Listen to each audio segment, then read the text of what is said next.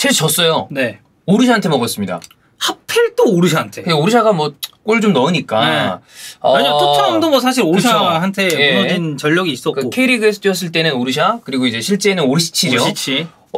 이번에 경기 진 거는 첼시 팬들도 좀 심각하게 받아들이고 있고, 투엘 감독의 인터뷰도 보면 좀 이제 문제를 찾아야 된다. 본인도 문제가 있다. 맞아요. 그리고 지현이 형도 선수도 감독 탓하지 마라. 감독도 선수 탓하지 마라. 다 문제다. 중계 중에 그 얘기를 했더라고요. 저는 그냥 딱 이 경기 보면서 그렇게 느꼈어요. 디나모 자그레브가 잘했나? 아니, 난 첼시가 너무 못한 것 같다. 난 이 생각이 제일 먼저 들었거든요. 이 해석은 그렇게 하는 게 맞는 것 같아. 보통 어디가 잘해서 이긴 경우로 표현하는 게 나는 맞다고 봐요. 근데 이 경기는 자그레브가 대단히 잘했냐라기보다는 물론 뭐 잘한 부분이 있겠지만 잘했죠. 그런 역습 상황에서의 날카로움이라든지. 근데 첼시가 아무리 그래도 여기 원정에서 1대0으로 이렇게 좀 무기력하게 지고 오는 거는 이건 좀 용납하기가 어렵다, 첼시 팬들은. 첼시 팬 입장에서는 되게 답답한 승부였고 이게 예를 들어서 그런 게 있습니다. 흐름이 좋아요. 네. 쭉 이어오다가 챔스 첫 경기 그리고 뭐 새 얼굴들이 조금 들어왔네. 뭐 원정이네. 크로아티아까지 뭐 이런 거리 좀 생각해봤을 때는 이러면은 그래 뭐 그럴 수도 있지. 이게 아니고 최근에 첼시의 분위기가 계속 안 좋았어요. 안 좋은 흐름 속에 챔피언스리그 원정 첫 경기를 지니까 이게 약간 골마있는 상처가 터진 그런 느낌이 많이 들었죠. 이 경기 자체. 덕인의 말대로 정상적으로 경기 운영이 쭉 되고 있었어 이전에. 그러다 이번 지면 좀 삐끗했나 보다. 그런 느낌도 아니고, 그리고 만약에 이런 경기력이 쭉 이어진다 그러면 이적 시장에 관련된 약간의 책임까지 같이 덮이면서 투엘 감독에 대한 어떤 그 지금까지 실드가 점점 얇아지고 있거든요. 그렇죠. 그러니까 안 좋은 분위기 속에 다시 패배가 지금 겹친 상황이기 때문에 첼시 팬들 입장에서는 답답하고, 저는 투엘 감독도 굉장히 답답한 상황일 거라고 생각합니다. 그러니까 여러모로 봤을 때 지금 첼시가 올 시즌 초반 분위기는 제대로 잡고 있는 상황은 아니다. 아마 이런 말씀을 하시는 분들도 있을 거예요. 첼시가 근 한 10년간을 쭉 되돌아봤을 때 1516이 전 제일 안 좋았거든요. 그때가 무리뉴 2기에 그때죠. 그 한참 빵 떨어졌을 때. 그때 1516 그 시즌 같은 그런 초반에 안 좋은 분위기가 지금 잡혀져 간다라고 말씀하시는 분들도 저는 분명히 있을 거라고 봅니다. 그럼 진짜 안 되는 게 감독이 날라갔잖아. 그치. 위험한 건데 뭐 투엘 감독이 그런 성적을 낼 거라고 지금은 상상이 안 가지만 이게 이어지면 불안한 부분은 분명히 있어요. 네, 맞아요. 나는 그 상징적인 이 경기의 장면이 가봉맨이 그 놓치는 거 있잖아. 뭐 이따 얘기를 하겠지만 그걸 보고 아마 많은 사람들이 에라이씨 이거 했을 것 같아. 뭐 당연히 뒤에 또 더 얘기를 하겠지만 이날 백민 지혜의죠. 지혜의는 나는 예전에 그 얘기한 적 있어. 이번 그 토트넘 그 리그 경기 보면서 다이어랑 이렇게 막 하고 있는데 다이어가 프리킥을 차는데 딱 벽을 맞은 거야. 그래서 프리키커들이 좀 있는 케이스들은 그러면 앞으로 2경기 동안 프리킥 금지. 넘기면 뭐 한 번은 유지 뭐 이런 식으로. 근데 너무 답답해. 그러니까 뭐 일단 쭉 보면요. 이날 이제 중원 조합이 삼선이죠. 우리가 항상 이제 최근에 첼시 얘기하면서 언급했었던 그 삼선. 코바치치랑 마운트가 나왔습니다. 삼선으로. 근데 그러니까 아스필리쿠에타, 포파나 그리고 쿨리발리 이 3백에 마운트랑 코바치치가 이제 삼선 조합을 꾸리게 됐는데 상대적으로 마운트의 수비 가담 빈도가 적고 그리고 전방에 위치하는 시간이 많다 보니까 코바치치 쪽에 부담이 저는 좀 많이 쏠렸다고 생각해요. 근데 그렇다고 해서 마운트가 지금 전방으로 올라갔을 때 뭔가 정말 경기를 바꿔줄 수 있을 만한 그것을 보여줄 그런 폼은 아니라고 봐요. 그래서 이날 첼시가 측면 쪽으로 패스가 많이 돌았거든요. 그리고 이제 그 이후에 크로스 패턴으로 좀 이어지는 단순한 좀 단조로운 경기를 했는데 답답했어요. 답답한 축구를 했는데 거의 저는 유일하게 전진 패스나 이런 박스한 겨냥한 패스를 한 선수는 코바치치라고 봤습니다. 근데 그렇다고 해서 그래도 진짜 중원에 코바치치 있으니까 이것도 아니었어요. 코바치치도 아쉬운 부분을 분명히 있었고 겨우 자기 몫을 했다 정도지.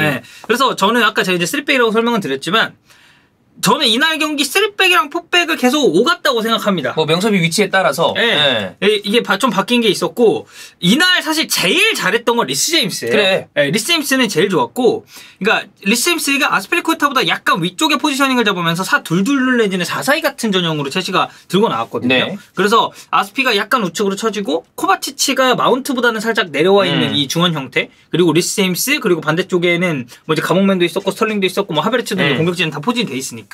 근데 이 공격 상황이라든지 수비 상황 둘 다 봤을 때 경기 내적으로 영향력이 제일 컸던 건 리스 제임스입니다. 지금 최근에 첼시 경기는 첼시 팬들도 다 그 얘기해요. 명섭이랑 캉테 둘 중에 하나라도 빠지면 문제가 생긴다. 그러니까 둘 다 나와야 겨우 정상적인 경기를 한다의 개념인 것 같아. 맞아요. 그래서 우측 이 히트맵도 보면 거의 전 지역에 걸쳐서 이게 분포가 돼 있었고 상대 하프 스페이스 지역까지 내려오면서 리스 제임스가 동선을 가져갔단 네. 말이죠. 그래서 측면 중앙 가리지 않고 이 영향력을 껴쳤던 건 리스 제임스인데 문제는 리스 제임스랑 코바치치 둘 정도 빼고는 영향력 있는 선수가 전무했습니다. 없었어. 그러니까 코바치치 제임스 중에서는 당연히 제임스가 영향력이 더 컸고 코바치치는 그냥 후방에 머물면서 이제 좀 빌드업을 담당하는 느낌이었는데 확실히 좀 버거운 느낌이 있어요. 삼선에 제대로 된 파트너가 없거나 지원해줄 수 있는 자원이 없다면 그리고 저는 이건 그냥 제 사견인데 이날 디나보 자그레브가 네. 5-4-1 전형으로 나왔습니다. 되게 라인을 내리면서 플레이를 했어요. 홈인데도 불구하고. 왜냐면 첼시랑 전력차를 생각해봤을 때 그리고 현실적으로 어떻게 하면 첼시를 상대로 조금 더 효율적인 공격 정리를 할 수 있을까라고 고민했을 때 저는 5-4-1이 답이었다고 봐요. 결과 냈잖아. 그리고 근데 결과적으로 어쨌든 역습으로 한 방 먹였고 그리고 이 5-4-1로 내려서 가운데 그래서 이제 저는 약간 생각한 게 3백이랑 4백 오가면서 기본 체제 자체는 3백으로 잡고 갔지만 이거는 조금 더 저는 공격적으로 했어도 괜찮지 않았을까. 왜냐면 저는 후방에 수비 3명 두는 건 좀 낭비라는 생각이 들었거든요. 그 후방에 수비 3명을 뒀을 때 결국에는 좌우 스토퍼 중에 하나가 잉여 자원이 안 되기 위해서 움직이는 그걸 가져가야 되잖아. 근데 그걸 원래 사실 투엘 감독이 잘 써요. 네. 근데 뭐 이거는 좀 별개의 문제입니다만 지금까지 리그 시작되고 난 다음에 경기들 쭉 컵대회 포함해서 쭉 경기를 봤을 때 리디거와 쿨리발리를 그냥 명확하게 1대1로 비교하면 그런 부분에 경기에 끼치는 영향력 차이가 리디거의 어떤 그 빈자리를 쿨리발리가 지금 다 채우지 못하고 있어. 맞아요. 네, 리디거는 수비적인 것뿐만이 아니라 순간적으로 올라와서 공격에 도움을 주는 케이스도 그렇죠. 되게 많았단 말이에요. 네, 그래서 이제 좌측 스토퍼 자리에서 리디거가 그런 부분을 굉장히 잘해줬었고 이제 두 번째로 얘기를 하고 싶은 거는 이게 사실 이게 첫 번째로 와도 됩니다. 공격진 영향력이 너무 없어요 지금. 야, 근데 봐라. 미드필더진이 문제라고 얘기했어. 방금 리디거의 공백을 얘기했어.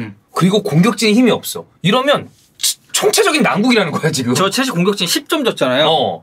근데 그만큼 영향력이 없었던 게 전체적으로 팀 에너지 레벨도 떨어져 있는데 공격진이 하는 게 없습니다. 그래 20점이 이제 100점 만점 10점이었던 거 아니야. 그렇죠. 심각해. 가봉맨도 이러면 그러니까 가봉맨이 포차 아니야. 전체적으로 경기력이 좋았을 때 이 선수가 중요한 득점을 턱턱턱 해 나가는 편이란 말이에요. 그러니까 바꿔 얘기하면 ERC가 혼자 캐리해서 골을 넣고 막 팀을 막 끌고 다니는 스타일이 아니야. 아니에요. 근데 이제 기회가 왔을 때 그걸 마무리하는 거에 있어서는 사실 바르셀로나 이적하고 나서 초반부에 좀 골 초반부에 굉장히 좋았을 때 그때도 골은 진짜 잘 넣었거든요. 근데 그때도 경기 영향력은 별로였어요. 근데 이제 중요한 건 그 가봉맨이 어떻게 경기 끝나 보면은 피에르 에메릭 오바메양이 써서 그렇지 이렇게 가만히 지켜보고 있죠. 사실 이 찬스를 제법 놓치는 편이란 말이야. 맞아요. 이상하게 골을 계속 넣어서 그렇지. 이거 보고 있으면 약간 조금 그 특유의 답답함이 있어요. 저걸 놓쳐 이럴 때가 있단 말이야. 말씀드린 것처럼 경기 영향력 자체가 저는 크다고 보지 않아요. 득점을 제외할 때. 존나 나는 베티스 후안미 같아. 근데 후안미도 그러거든.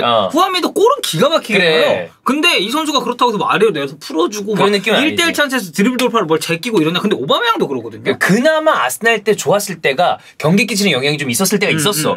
근데 그 모습 보여준 지가 사실 오래됐어요. 그래. 아스날 말미 생각해봐. 결정력도 완전 똥이었어. 자, 그리고 스털링 봅시다. 내가 드리블 상황에서 장점이 있는 건 알겠어요. 근데 이 선수의 가장 큰 최근의 문제점은 이게 사실 최근이라고 말하기도 좀 그런데 주춤주춤하다가 템포를 너무 잘 먹어요. 그리고 마지막 순간에 그 늦은 판단. 선택이 느려. 그리고 판단이 잘못되는 경우도 많고. 그래서 그런 템포 늦은 패스로 흐름을 끊어먹는 상황이 계속 나오니까 첼시가 공격적으로 올라가서도 할 게 없는 거예요. 여기 추가적으로 하베르츠? 저는 오늘 경기는 최근 중에서는 그래도 나은 편이라고 봤습니다. 근데 그렇다고 해서 공격진 문제를 지금 하베르츠가 다 해결할 수 있을 정도 영향력이 있었냐? 그것도 아니죠. 자, 그리고 하나. 지혜는 사실 말하면 안 됩니다. 그래. 이게 말할 가치도 없을 정도의. 저 오늘 어떤 생각 들었냐면요. 지난 시즌 첼시와 아스톤빌라의 리그 경기였어요. 네네. 사우니게스의 데뷔전이었죠. 제가 이제 그 경기를 보면서 경악을 금치 못했습니다. 특히 중계 중에. 와, 사울은 이 정도면 차라리 바클리나 치크를 쓰는 게 낫겠다. 이런 얘기를 할 정도로. 심각하다. 내가 최근 본 데뷔전 치른 축구 선수 중에 제일 못한 경기였어요. 지혜의 오늘 버금 같다고. 진짜. 저는 오늘 하킴 지혜와 이 첼시의 경기를 보면서 제가 그게 있어요. 나는 그 첼시라는 팀이 로만이 인수하고 난 다음에 이렇게 올라오는 거를 그래도 다 생생한 기억을 그쵸, 하잖아. 그쵸, 그쵸. 중간중간 팀이 꺾일 법하면 감독을 바꾸면서 트로피를 거의 대부분 따왔던 팀입니다.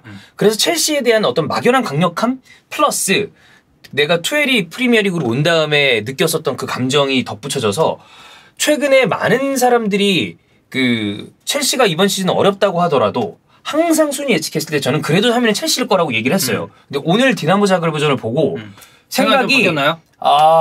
올해 정말 위험하겠는데 위험할 수 있겠다. 그 얘기는 4위 바깥으로 밀려날 가능성에 대해서 심각하게 생각을 해봐야 된다.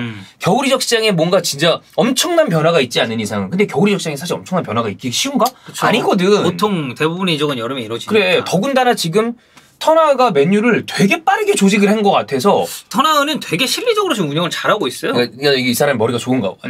본인 이거 그거야. 본인 철학을 딱 써본 거야. 근데 안 돼 이게. 두 라운드 털렸잖아. 그러면 이거 안 된다 지금은. 이거 일단 우리 성적 잡아야 된다 그래. 하면서 그 솔직히 나는 그 소튼전에 그렇게 마지막에 라인 내리고 그래. 플레이하는 거 보면서 야 이거는 진짜 쉽지 않은 결정이었을 텐데 카운터로 노스웨스트 더비 잡고 아스널 잡았잖아. 그러면서 자연식이면 이러면 맨유의 지금 상황으로 봤을 때 이 챔피언스리그 티켓 이게 봐봐 리버풀도 지금 불안하다라는 그럼 맨시티 하나란 말이야. 그럼 열려있는 티켓이 3장이라고 봤을 때 거기를 첼시가 이 안에서 확실한 경쟁력이 있냐?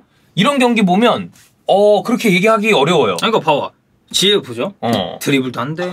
크로스 아웃볼렸는데 한 번도 성공 못했습니다. 그리고 기회 창출도 한 번도 못했어요. 네. 데드볼 상황 프리킥 2번 했거든요. 네. 그러니까 아까 제가 얘기했잖아요. 전 사울 데뷔전이랑 거의 비슷한 그래. 이건 말도 안 되는 거야. 그리고 지혜가 예를 들어서 그렇다고 해서 졸라 열심히 뛰려는데 안 되는 게 보여. 그러면은 내 안타까움 좀 덜 할 것 같아. 근데 그것도 아니야. 그건 아니야, 좀. 졸라 설렁설렁하는 그런 느낌이 있단 말이에요. 약간 그 지혜가 못하면 그 빡침이 올 때가 있어요. 나는 이런 느낌을 그 마샬 느낌이 맞아. 완전 똑같진 않은데 약간 그 느낌이 있어. 어떤 느낌인지 알아요. 그래. 난 그걸 이제 페페한테 느끼거든. 좀. 그렇지. 페페, 마샬, 지혜의 약간 그런 무기력 3대장. 그래. 예. 그래서 결론은 자그레브가 잘했냐? 아니 첼시가 못했다. 이거예요. 그러니까 수비시에 약간 포백 가까운 운영을 보였어요. 아스피가 저는 조금 더 오플백에 가깝다고 봤는데 공격 시에 이제 빠르게 세리백 형태로 전환되면서 제임스랑 체리를 같이 올라가는 그런 그리고 앞 선수들이 이제 좀 중앙으로 좁혀서 가는 이제 이런 형태였는데 공격할 때 전진 패스 안 돼요. 측면으로 볼 돌았을 때 의미 없는 크로스만 계속 올라옵니다. 이날 첼시 크로스 29개 올랐거든요. 5개 적중했습니다. 성공률 17%. 팀 전체 에너지 레벨도 엄청 떨어져 보였고 제임스 코바치치 언급하긴 했지만 솔직히 오늘 뭐 감독, 선수 전 탓할 거 없이 다 문제가 있었다. 그러니까 문제는 첼시가 지금 다음이 풀럼 원정이에요. 저는 풀럼 원정 쉽지 않다고. 어려워. 요즘에 풀럼 상대하기 되게 버거워. 그리고 잘츠부르크 홈에서 만나고 그다음 리버풀입니다.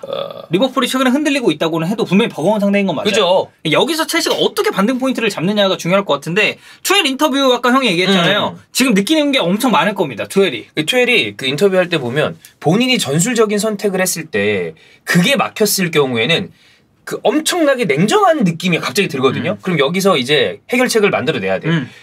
이적 시장에서 원하는 대로의 영입이 안 된 거는 이미 지나간 일이고 엎질러진 물이야. 그럼 그 안에서 해결책을 가져와야 되는 게 감독의 할 일입니다. 투엘이 이걸 이겨내면 역시 투엘이다 나오는 거고 여기서 안 된다? 그러면 투엘도 위험한데? 이 얘기 나오는 거거든요. 뭐 저는 아직까지는 투엘 감독을 신뢰합니다. 저도 마찬가지입니다. 이 감독이 가진 전술적인 역량은 뭐 펩 클롭이랑 저는 견줄 만큼 뛰어나다고 생각하기 때문에 이거를 어떻게 빠르게 잡느냐가 중요할 것 같아요. 지금 쉽지 않은 일정이 또 기다리고 있으니까. 첼시 하여튼 위험하다. 위험하죠.